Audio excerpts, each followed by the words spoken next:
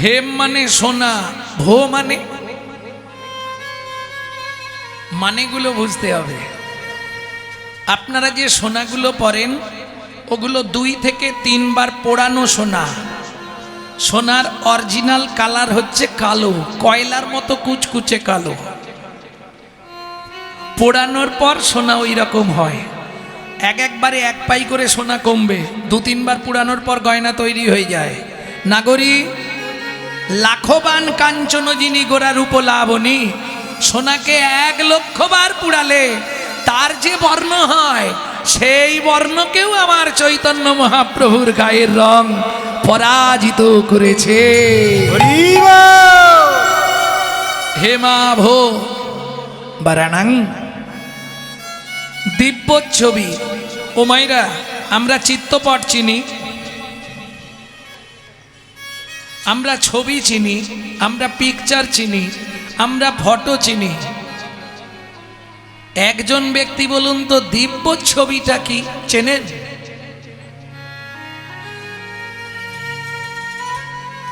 দিব্য ছবি তো বুঝলাম না, বোঝেন বলুন? বোঝেন না। চিত্তপট ছবি, ফটো, পিকচার যাই বলুন, 1 বছর 2 বছর 5 বছর 10 বছর মনে থাকবে, তারপর আস্তে আস্তে আপনি ভুলে যাবেন, বেসরণ হয়ে যাবে। কিন্তু চৈতন্য মহাপ্রভুর ওই দিব্য জ্যোতি রূপ কেউ যদি একবার গুরু তত্ত্ব জ্ঞান নয়ন দিয়ে দর্শন করে ফেলে, 1 জন্ম নয় 7 জন্ম তার হৃদয় পটে দিব্য ছবি হয়ে বাঁধানো থাকবে। তাই গৌর হরিব। সেই চৈতন্য মহাপ্রভুকে আমরা প্রণাম জানাই। দ্বিতীয় যে শ্লোকটি বললাম প্রথমেই, সৎ ভক্তি দুহিতা যাতা, এই শ্লোকটি সনাতন গোস্বামী বলছে এক দিগ্বিজয়ী পণ্ডিতকে। কোথায়? যমুনার ধারে। সনাতন গোস্বামী যখন মহাপ্রভু রামকেলিতে গেলেন, মহাপ্রভুকে দর্শন করে প্রাণ মন সব চুরি হয়ে গেল। দেহ রইল রামকেলিতে, মন চলে গেল গৌর চরণে। কতদিনে আমি গিয়ে পৌঁছাবো? মহাপ্রভুর কাছে গেলেন, মহাপ্রভু বৃন্দাবন দর্শনে পাঠালেন, লুপ্ত তীর্থগুলোকে উদ্ধার করো। আজকে যদি রূপ সনাতন না থাকতো, খোকাদা বৃন্দাবনে যাওয়া হতো না। বৃন্দাবনে যাওয়ার আগে 100 বার প্রণাম করতে হবে রূপ সনাতনকে। মহাপ্রভুর আদেশ পাইয়া রূপ সনাতন যাইয়া লুপ্ত তীর্থ করিল উদ্ধার। সব তীর্থগুলোকে উদ্ধার করলেন। যমুনার তীরে পাতার কুঠির রচনা করে ভজন শুরু করলেন। একদিন সকালবেলায় স্নান করে চানা ভাজা খাচ্ছে। চানা ভাজা মানে বলেন তো, ছোলা ভাজা। সেই সময় দিগ্বিজয়ী পণ্ডিত এসে গেছে। দিগ্বিজয়ী পণ্ডিত বলছে, আরে সনাতন,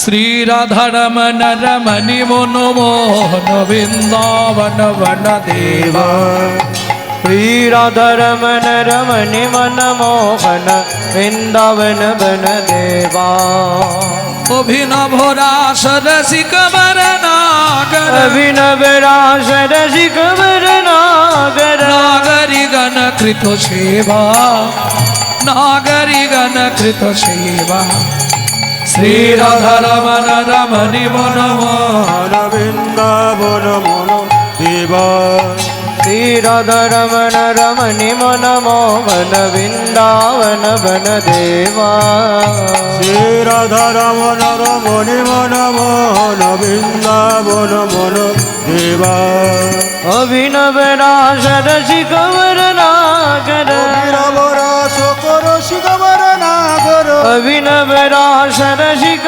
বরনাগর, রসিক বরনাগর, নাগরি গণ কৃত সেবা, नागरिगण की तो सेवा श्री राधा रमन रमणि मनोमोहन वृंदावन वन देवा निताई गौर हरि बोल मनमोहन वृंदावन वन देवा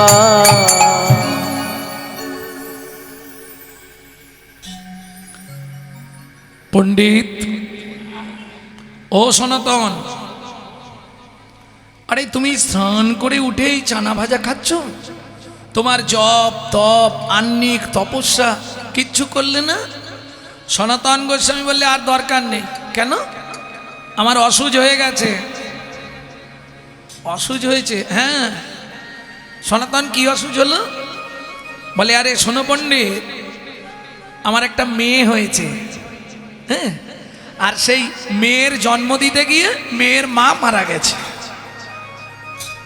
তাহলে কটা অসুজ হলো দুটো একটা জাত একটা মৃত একসঙ্গে দুই অসুজ পণ্ডিত মুখ নিচু করে দাঁড়ালেন খানিকক্ষণ এদিক ওদিক তাকিয়ে বললে সনাতন তুমি আমাকে ভুল বলছো কেন আমি যতদূর জানি তুমি এখনো কুমার বিয়েই করনি তাহলে তোমার সন্তান হলো কি করে আর তোমার স্ত্রী মরল কি করে তখন সনাতন গোস্বামী বললে পণ্ডিত পাণ্ডিত্যের অহংকার থাকলে এ তত্ত্ব আপনি বুঝতে পারবেন না কেন শাস্ত্রে বলে পণ্ডিত যে জনা আজন্ম সে কানা সারা জীবন স্বাস্থ্য ঘেঁটে মরে স্বাস্থ্যের মর্ম কিচ্ছু বোঝে না পাণ্ডিত্যের অহংকার থাকলে হবে না বুঝে নেওয়া গেল কি হবে কীর্তন শুনে এই সোনারপুরের মাটিতেই আমি পটপট করে বলে দেবো আমি ছোটবেলা থেকে দেখছি তারা কীর্তন শুনছে কিন্তু পরিবর্তন কিছু হয়েছে কি হবে তাতে কীর্তন শুনে মন ভালো নয় তীর্থ করে আর মিছামিছি খেটে মরে আগে পরিষ্কার হতে হবে ভেতর যদি পরিষ্কার না হয় তাহলে বাইরে সেজে গুজে লাভ নেই সাধন ভজন করার আগে মনটাকে তুই কর না খাঁটি পূজা পার্বণ যা করিস তুই সবই যে তোর হবে মাটি সাধন ভজন করার আগে মনটাকে তুই করি না খাটি পূজা পার্বণ যা করিস তুই সবই যে তোর হবে মাটি সাধন ভজন করার আগে ও মায়েরা সব পুজোয় গঙ্গা জল লাগে তাই তো যে কোনো ঠাকুরের পুজো করবেন গঙ্গা জল দিতে হবে শুধু একজন ব্যক্তি বলুন তো গঙ্গা পুজোটা কোন জলে হবে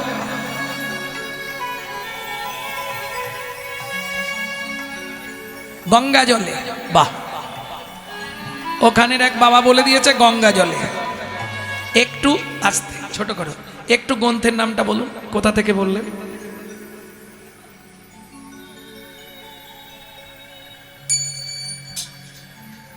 মানে শুনেছেন সব পুজো গঙ্গা জলে হবে তাহলে গঙ্গা পুজোটা কোন জলে হবে এক বড় প্রশ্ন আচ্ছা এখন থাক প্রসঙ্গটা থাক শেষে গিয়ে যদি উত্তর না কেউ বলতে পারে আমি বলে দেবো কি শেষে বললে ভালো হয় না গঙ্গা জলে গঙ্গা পূজা না হয় দেনা রে তার চোখের জল তার সঙ্গে সঁপে দেনা জীবনের এই কর্মফল সাধন ভজন করার আগে মনটাকে তুই করে না খাটি নিতাই গৌর হরি বল করিস তুই সবই যে তোর হবে মাটি তাহলে বুঝে নেওয়া গেল কি জলে গঙ্গা পুজো হয় জোরে বলো চোখের জল কার তোমার না আমার ওটাও লুকিয়ে রাখলাম ভক্তমণ্ডলী ভক্তিমতী মায়েরা, চোখের জল তো বটেই, কিন্তু কার চোখের জল? যার বাড়ির মাটি ছাড়া দুর্গা প্রতিমা তৈরি হয় না, তার চোখের জল ছাড়া মা গঙ্গার পুজো হবে না। কোথায় পাবেন এটা? কোন জায়গায় খুঁজে পাবেন? দেবী ভাগবতে। ভক্তমণ্ডলী ভক্তিমতী মায়েরা, তাহলে বুঝে নেওয়া গেল তো? বলেই দিলাম উত্তরটা, কারণ খোকাদার তাড়া আছে যাবে। ভক্তমণ্ডলী ভক্তিমতী মায়েরা, তাহলে চলুন। পণ্ডিত তো বুঝতে পারছে না।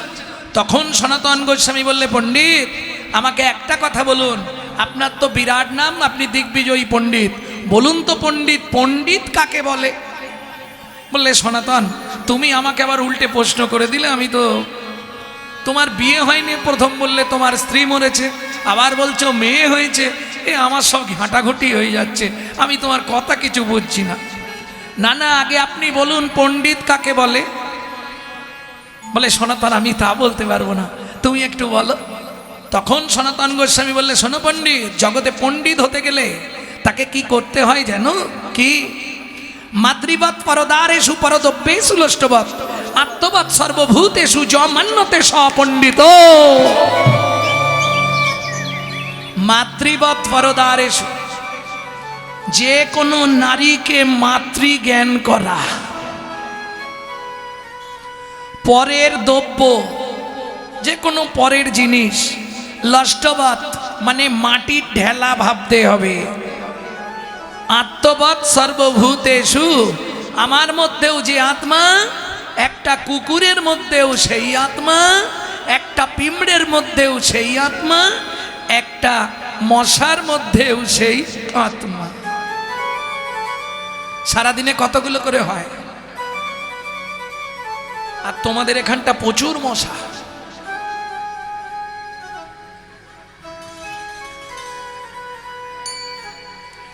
ভক্তমণ্ডলী ভক্তিমতী মায়েরা, তা সনাতন তুমি যে কি বলছো আমি বুঝছি না। তুমি তো বিয়ে করলে না, তোমার স্ত্রী মূল্য বাচ্চা হতে গিয়ে তোমার মেয়ে হয়েছে। তখন বললে, পণ্ডিত শোনো তবে বলি, সদ্ভক্তি দুহিতা যাতা। কদিন আগে আমার গুরু কৃপায় আমার ঘরে একটা মেয়ে জন্মেছে। বাংলা বলছি, বুঝতে পারছেন? আমার ঘরে। কোন ঘরে? আমার ঘরে। ও মাইরা, আমার ঘর মানে বোঝেন তো? ওই কাঠবাঁশ টালিমাটি দিয়ে যে ঘরটা, ওই ঘরে নয়। তাহলে কোন ঘরটা? আমার ঘরে। কোন ঘরটা?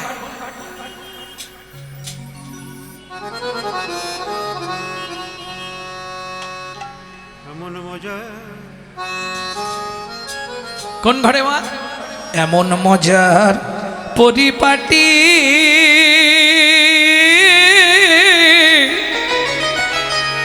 একটা ঘরে দুটো খুঁটি, এতে 9 দরজা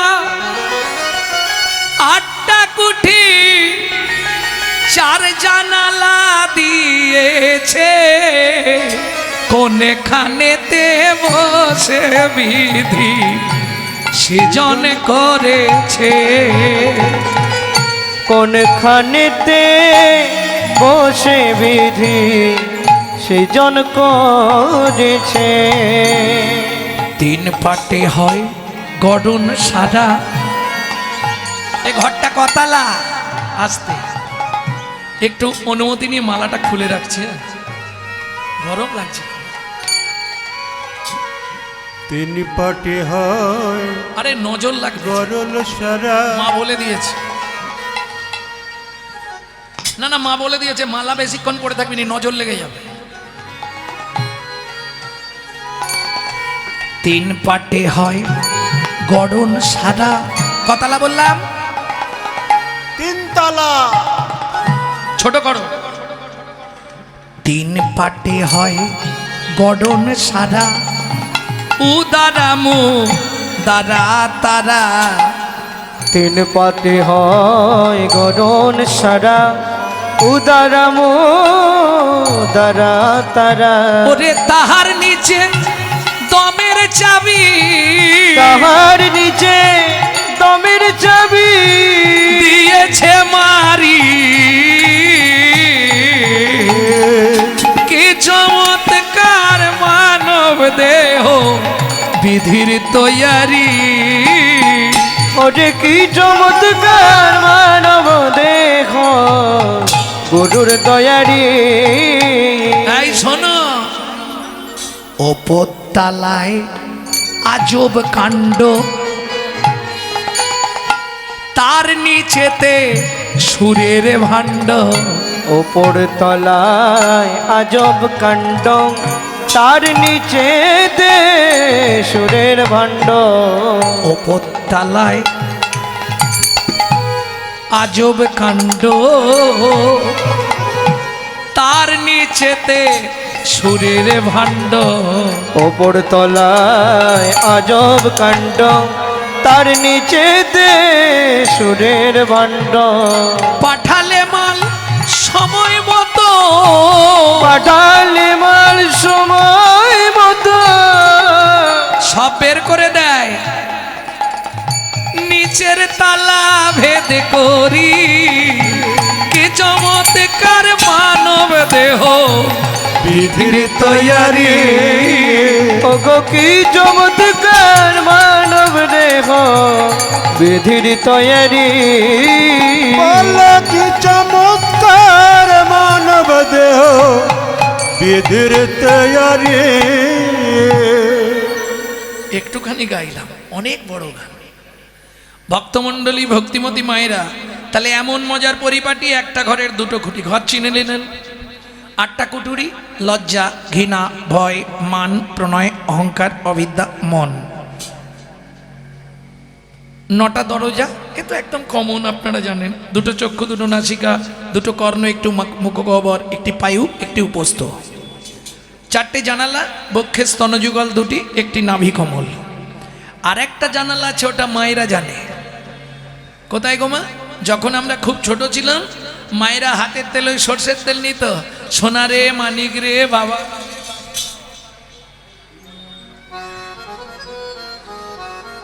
ব্রহ্ম জানালা। শোনো, কারো যদি গুরু কৃপা হয়, এই ব্রহ্ম জানালা দিয়ে তার ঈশ্বর দর্শন হয়। এটা রামকৃষ্ণ কথামৃতের 3য় খণ্ড থেকে বলছি, কেমন? কিন্তু মুশকিলটা কি জানেন? দর্শন হবে, পর্শন হবে না। জানালা, ওতে রড দেওয়া থাকবে না, বাঁশের হোক, লোহার হোক, গ্রিলের হোক। আপনি দেখতে পাবেন কিন্তু যেতে পারবেন না। তাহলে এটা যদি আমার ব্রহ্ম জানালা হয়, এর রড কোনগুলি?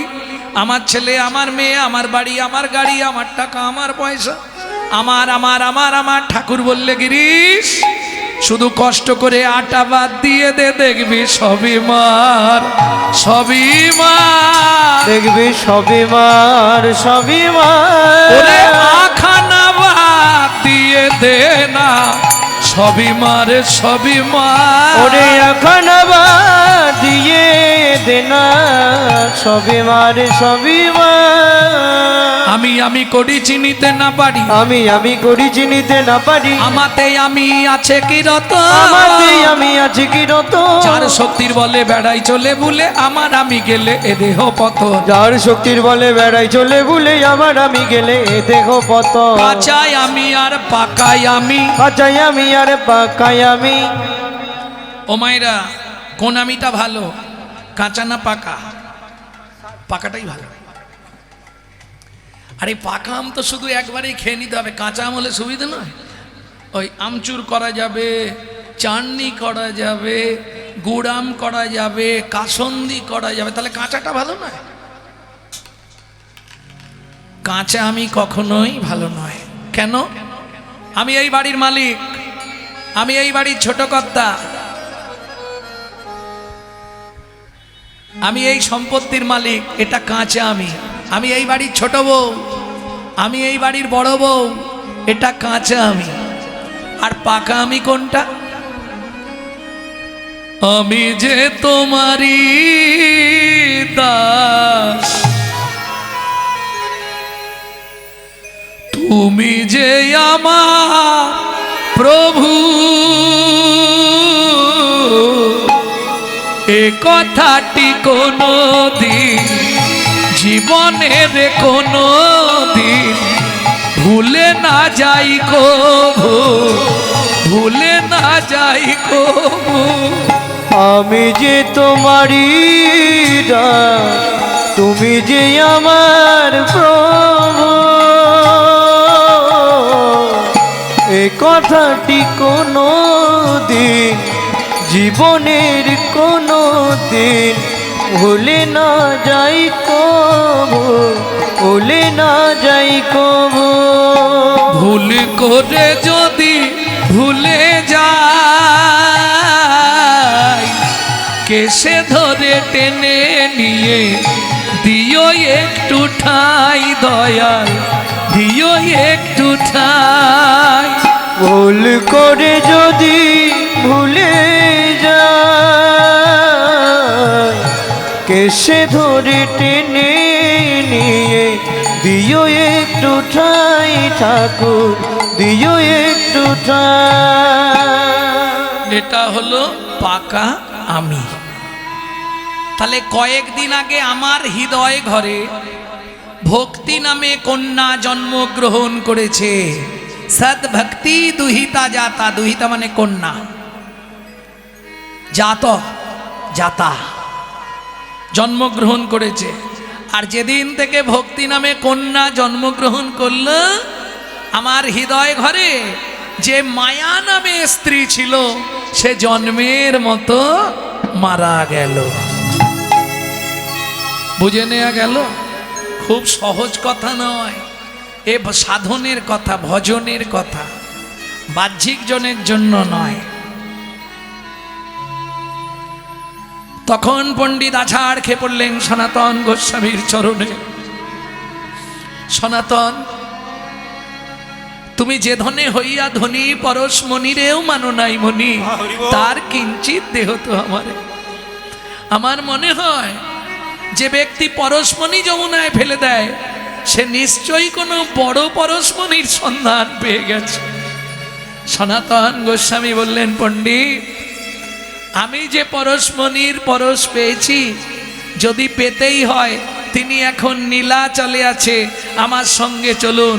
সেই চৈতন্য পরশমণির যদি পরশ আপনি পেতে পারেন, আপনার ইহ জনমটা উদ্ধার হয়ে যাবে। তাই গৌর হরি বল।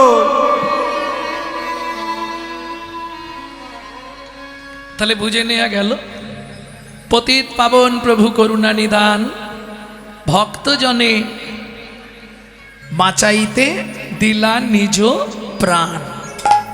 তাই তো? এই নাগরী,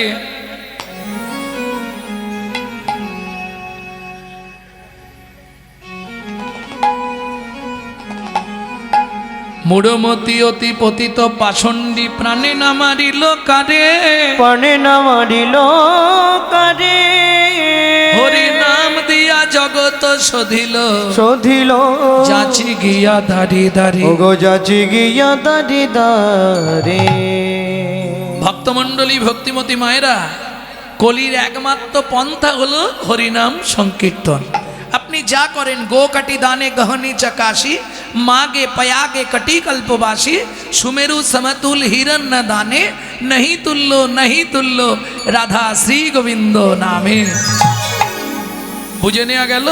এই যে পয়াগে যাচ্ছিল সব, যদি 100-র হিসাব আমার কাছে চান আছে বলবো।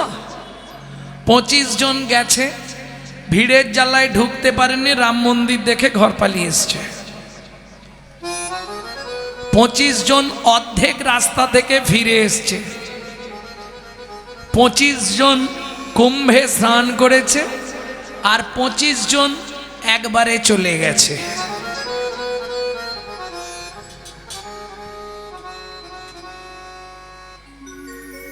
হিসাব বেশি না।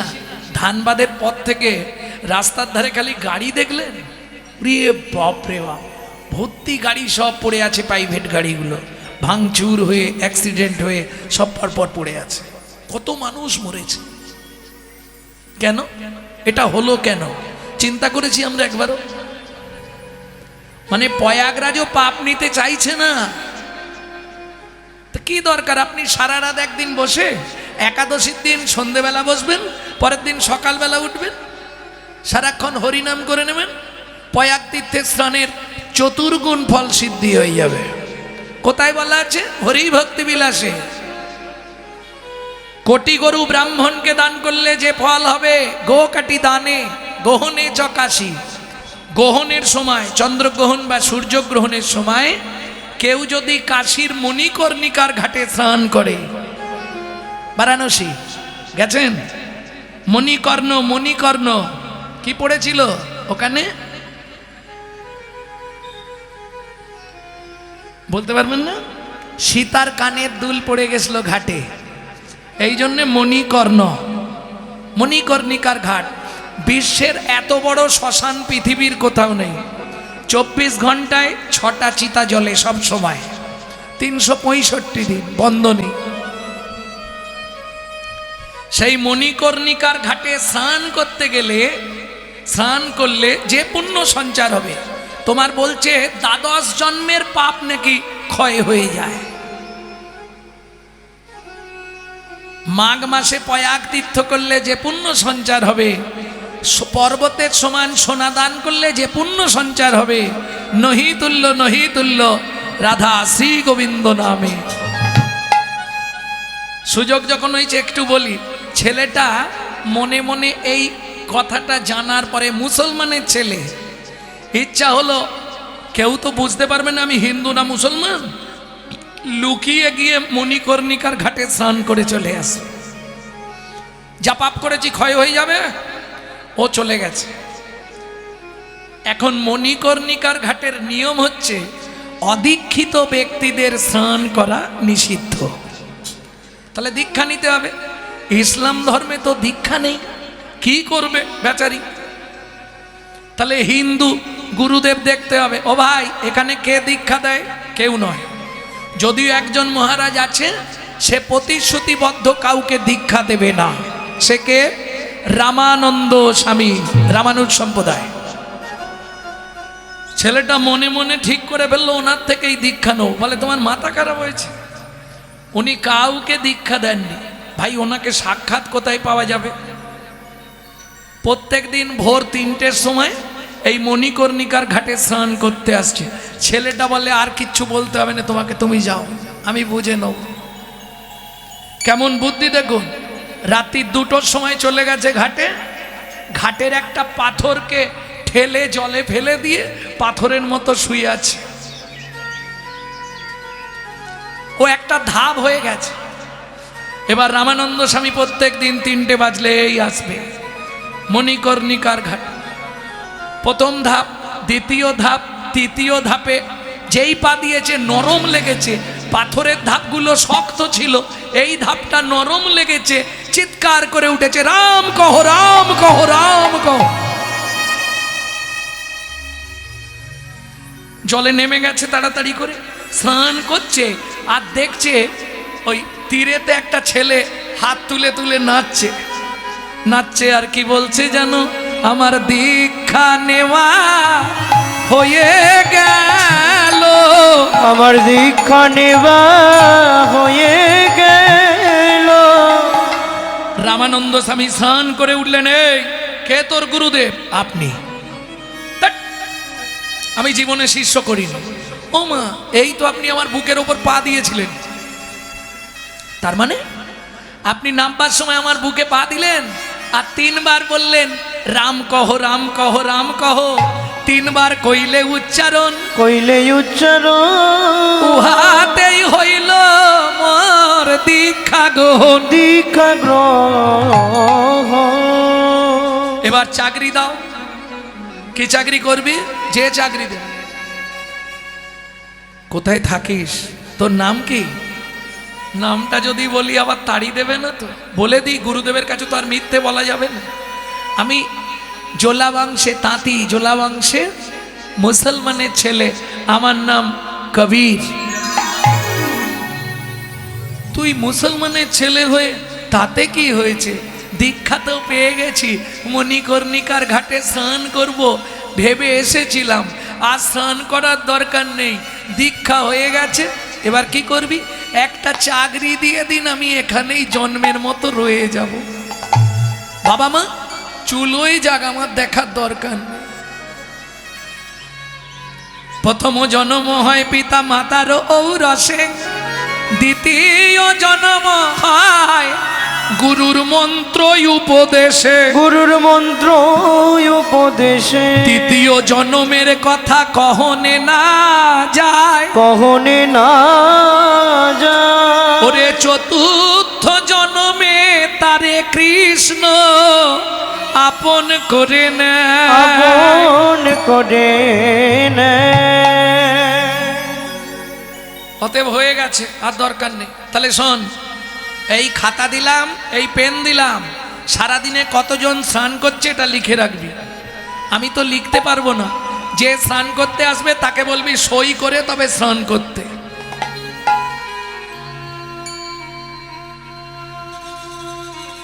কে 1 মাস গেল, 2 মাস গেল, 3 মাস গেল, এবার ছদ্মবেশ ধরি হরি আইলেন তরা করি, ছদ্মবেশ ধরি হরি আইলেন তারা করি। ছদ্মবেশে ভগবান এলেন, স্নান করবো বলে আগে সই করো। দেখ আমার সই লাগে না। তুমি কে হে তোমার সই লাগবে না? এটা আমার গুরুদেব বলে দিয়েছে, গুরু আজ্ঞা বলবান, বাকি সব অপমান। আমি কারো কথা শুনবো নি, সই করো, ঘাটে নামতে দেবো, নাহলে ঘর পালিয়ে যাও। হরি বল হরি বল। ছদ্মবেশে কে কে এসছে? একজন মেয়ে, 2টো ছেলে। কে এসছে গো? রাম লক্ষ্মণ আর সীতা। রামচন্দ্র ঘিরে কথা বলছে, সেই সুযোগে লক্ষ্মণ আর সীতা নেমে গিয়ে স্নান করে নিয়েছে। এই দেখো, দেখলে? এই জন্য তোমাদের সঙ্গে কথা বলতে নেই, আমি এদিকে কথা বলতে বলতে ওরা স্নান করে। কি বলতো, এরা কি নিয়ম মেনে চলবে না? আরে সইটা করতে ছেড়ে দাও, ওরা তোমারই লোক তো। হ্যাঁ, তুমি সইটা করো। ভগবান মনে মনে ভাবছে কি ঝামেলায় পড়লুম, এখন সই করলেই তো ধরে ফেলবে, বিপদ হয়ে যাবে আজকে। আচ্ছা, পরে সই করে দিলে হবে না? না, এটা আমার গুরু আজ্ঞা। আহা, দয়ার সাগর রাম খাতাখানি নিয়ে বাঁকা হাতে লিখে দিল, জয় জয় প্রভু রাম। বাঁকা হাতে লিখে দিল, জয় জয় প্রভু রাম। ওই লেখা তত্ত্ব দেখে কবি কাঁদে অবিরাম। ওই লেখা তত্ত্ব দেখে কবি কাঁদে অবিরাম। বলো বলো প্রভু লুকাবে কোথায়? তুমি বলো বলো প্রভু লুকাবে কোথায়? ওই চরণে আমি সব দিয়েছি, বলো বলো প্রভু লুকাবে কোথায়? আমি ওই চরণে,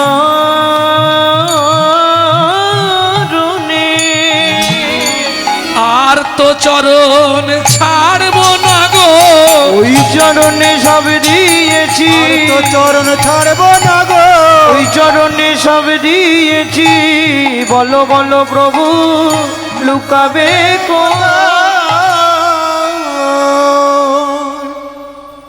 তাহলে সাধনের দ্বারা ভগবান লাভ হয়, যদি গুরু কৃপা হয়ে যায়। আর কিসের দ্বারা হয়?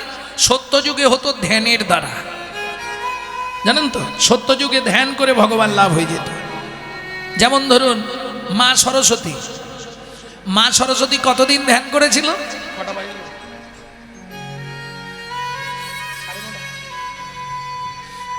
মা সরস্বতী কতদিন ধ্যান করেছিল বাবা? সরস্বতীকে চেনেন তো? বিদ্যার দেবী।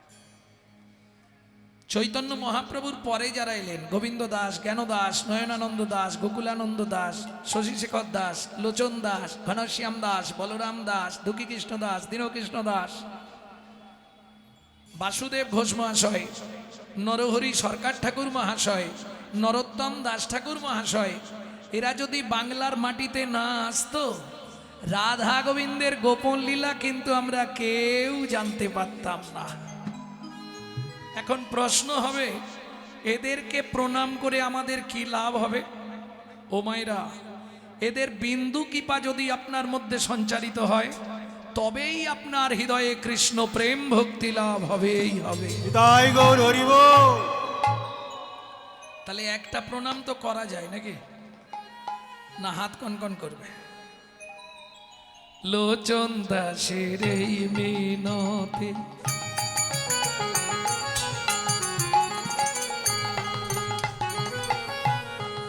মন তার চরণে রাগ রে মতি। লোচন দাসের এই মিনতি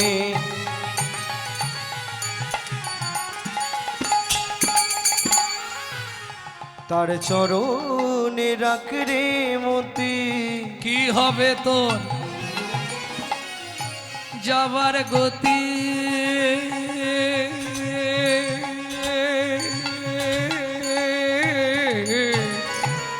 ও মাইরা, ঈশ্বরকে চেনা যায় স্মরণে। আপনি কোন দেবতাকে ডাকছেন, আপনার স্মরণ বলে দেবে। কালীকে ডাকছেন না কৃষ্ণকে ডাকছেন, না মহাপ্রভুকে ডাকছেন, না শিবকে ডাকছেন, এটা আপনার স্মরণ বলে দেবে। তাহলে ঈশ্বরকে চেনা যায় স্মরণে। আর মানুষ কেমন ছিল, মানুষটার চরিত্র কেমন ছিল, এটা প্রমাণ হবে তার মরণে। মৃত্যু বলে দেবে লোকটা কেমন ছিল। কি হবে তো যাবার গতি?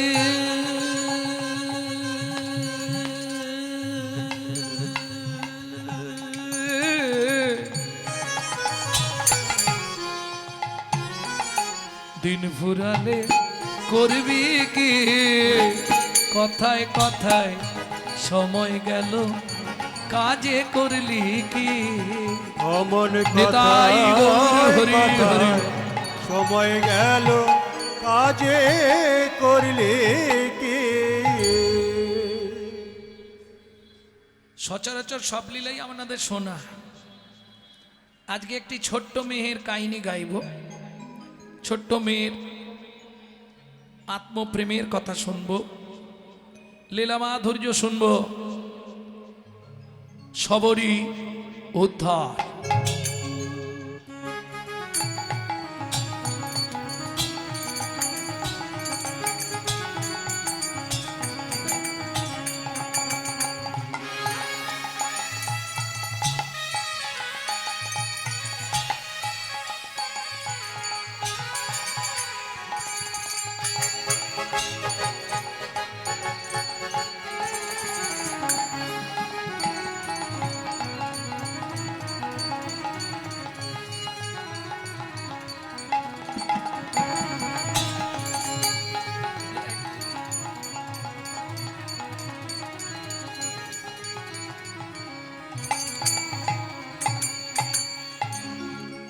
পতিত পাবন পতিত পাবন নানা এমন দয়াল আর হবে না। নানা এমন দয়া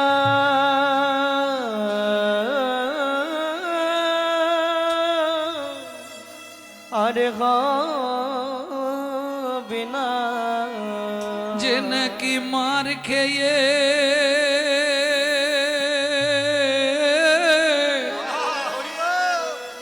প্রেম বিলাবে, যে নাকি মার খেয়ে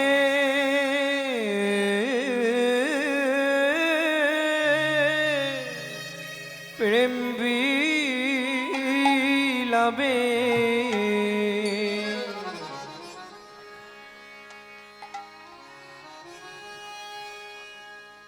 পতিত পাবন পতিত পাবন ও ও ও হে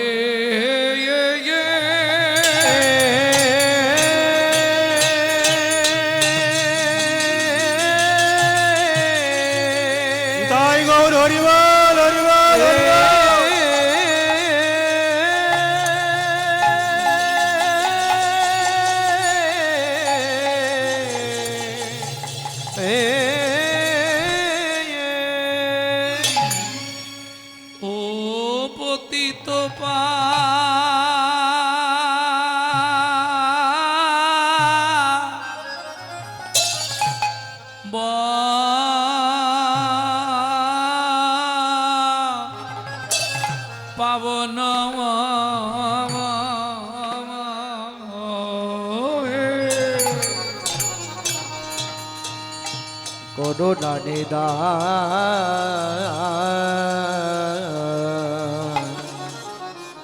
আহা মরি মরি ভাবনে দেশে কবর করি আমার পতি তো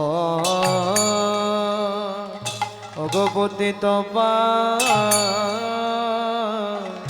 মন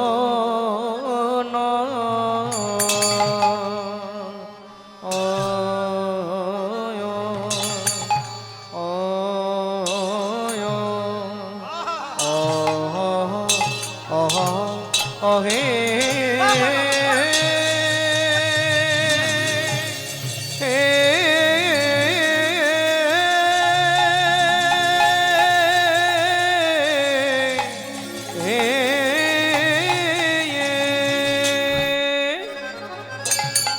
বলি প্রভুর আমারে পুরা লীলা ওরা বলিলা আয়া হায়া গা আয়া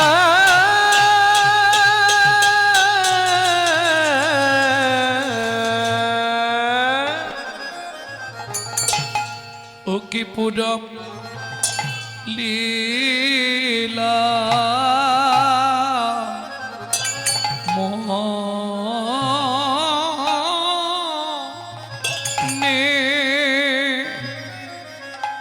হো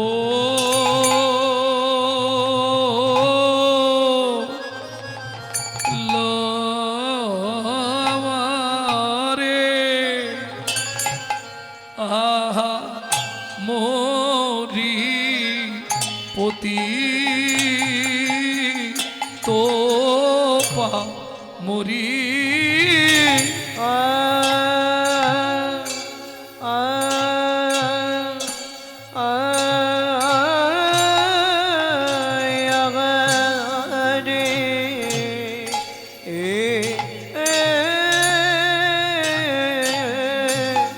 গোডারমান কেনা ভাবে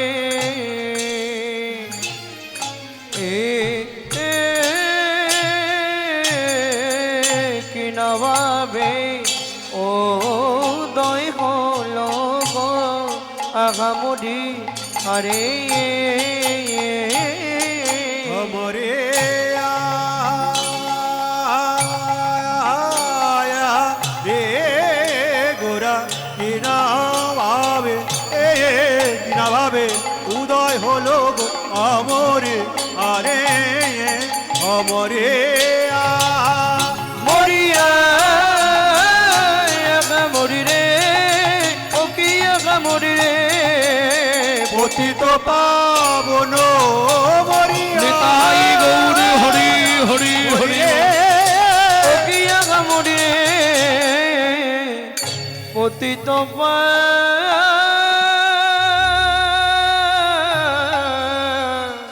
পাবন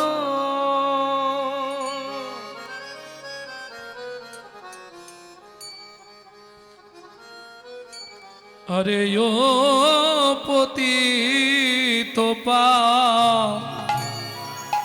বন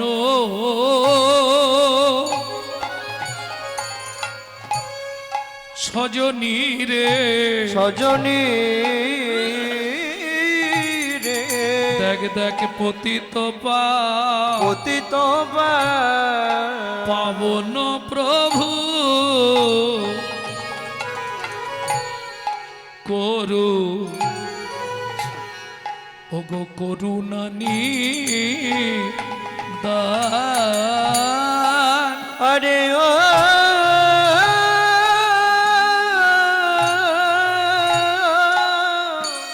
ও পতিত মন সজনী রে পতিত মন প্রভু করো ওগো করুণানি দান ভক্ত জনে প্রভু বাঁচা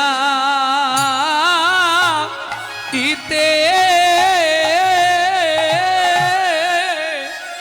প্রভু আমার ভক্ত জন বাঁচাইতে হরি বল। দিলা দিলা নিজ প্রাণ কে আর হবে গো, কে আর হবে গো, এমন করুণার সাগর কে আর হবে গো, এমন করুণার সাগর কে আর হবে গো।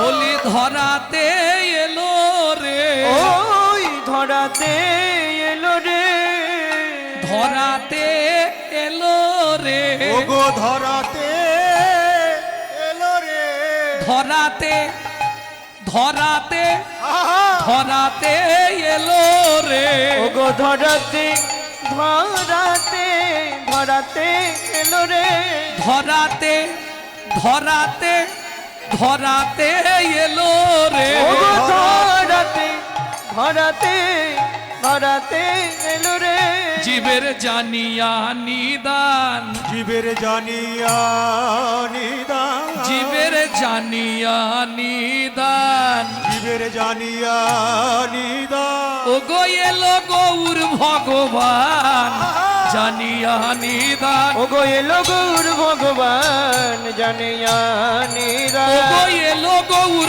ভগবান প্রচারিতে হরিনাম, এলো গৌর ভগবান প্রচারিতে হরিনাম, এলো গৌর ভগবান, চারিতে হরিনাম, এলো গৌর ভগবান, চারিতে হরিনাম, এলো গৌর ভগবান, চারিতে হরিনাম, এলো গৌর ভগবান জানিয়া নিদান।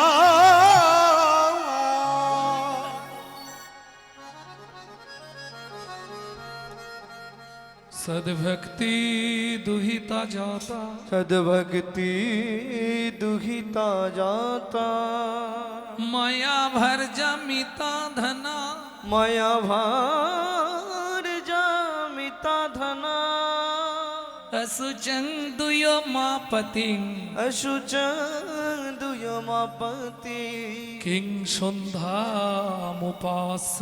किंसोन्धामुपासते, যিনি কলিযুগ মহাবাদান্নবতার, যিনি হরি সংকীর্তনের পিতা,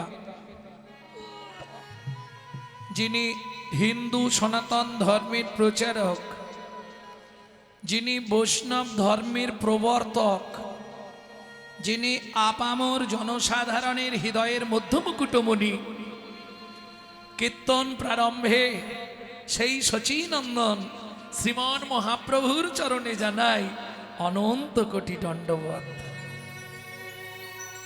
নমো আনন্দ লীলাময় বিগ্রহায়, विग्रहाय হেমাভোবরণং দিব্যচ্ছবি সুন্দরায়, दिव्यच्छवि सुन्दराय তস্मै মহাপ্রেম রস প্রদায়, महाप्रेम रसप्रदाय শ্রী চৈতন্য চন্দ্রায় নমো নমস্তে। श्रीचैतन्यचन्द्राय नमो नमस्ते। ভক্তমণ্ডলী ভক্তিমতী মায়েরা, প্রথম যখন মহাপ্রভু নীলাচলে গেলেন, জয় জগন্নাথ বলতে বলতে জগন্নাথকে জড়িয়ে ধরতে গেলেন, পুরীর পাণ্ডারা, তারা উৎকলবাসী, তারা তো বাংলার সম্পদ চৈতন্য মহাপ্রভুকে চেনে না, তারা এক ধাক্কা দিয়ে মন্দিরের বাইরে ফেলে দিলেন। কি মজার ব্যাপার, মহাপ্রভুর দেহটা মাটিতে পড়ার আগে তৎকালীন যিনি জগন্নাথের সেবক ছিলেন, তিনি সেই মুহূর্তে আসছিলেন। মহাপ্রভুকে মাটিতে পড়তে দেওয়ার আগে তিনি কোল পেতে দিলেন। মহাপ্রভু গিয়ে তার কোলের মধ্যে পড়ল। মহাপ্রভুর ওই দিব্যজ্যোতি রূপ দেখে সেইখানে দাঁড়িয়ে তৎক্ষণাৎ এই শ্লোকটি তিনি রচনা করলেন। তিনি হলেন সার্বভৌম ভট্টাচার্য মহাশয়। এইবার মানেটা শুনবো। আনন্দ লীলাময় বিগ্রহ, দুঃখ তাপ জ্বালা যন্ত্রণা হতাশা বেদনা,